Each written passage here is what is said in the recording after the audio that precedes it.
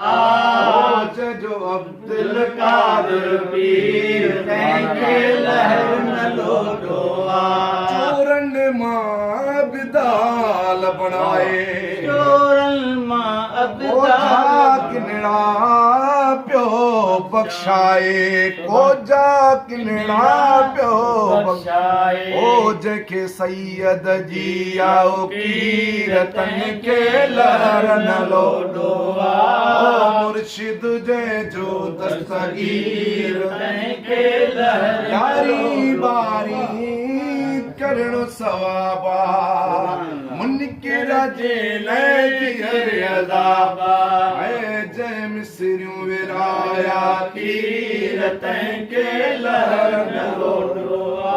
जंहिंजो अब्दुल कादिर पीर तंहिंखे लहर न लोटो शफी मोहम्मद शाद सड़ाए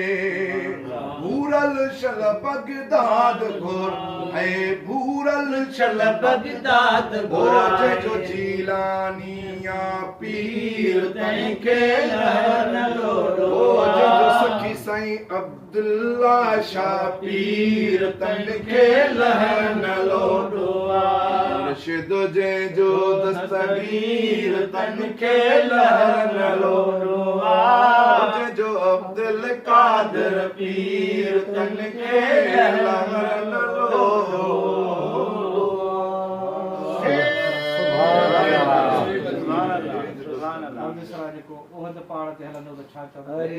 उद जबल तो ता घोर बन्या सुभान अल्लाह इसे वाया शादिल थी बिटाई सुभान अल्लाह उन्हें लिखियो जड़ी आया उद जबल थी त पोइ ई थी पियो त उद जबल तो ता घोर वञा जो मुंहिंजा प्री तुंहिंजे दरबार ते आया आहिनि उद जबल थी ए उद जबल तो ता घोर वञा ओ जिते मुंहिंजा आका रहने है जिते मुंहिंजा आका रहने भलो मियां जिते मुंहिंजा हादी रहने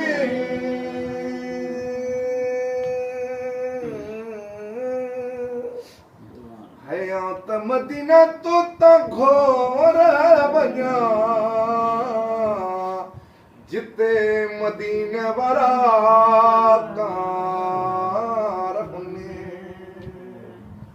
हो रोज़ो पाक रसूल जो भलो मियां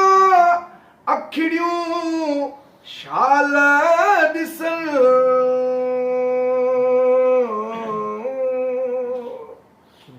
है उद जबल तो ता घोर वञा जिते मदीने वारा जिते मदीने वारा साईं अदियूं शाह लतीफ चई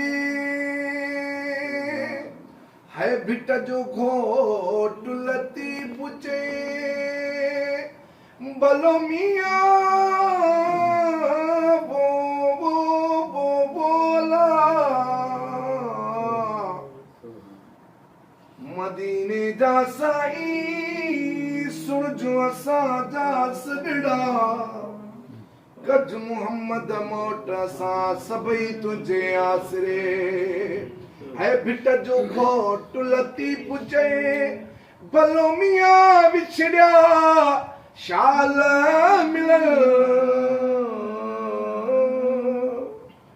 है त मदीना तो ता घोर वञा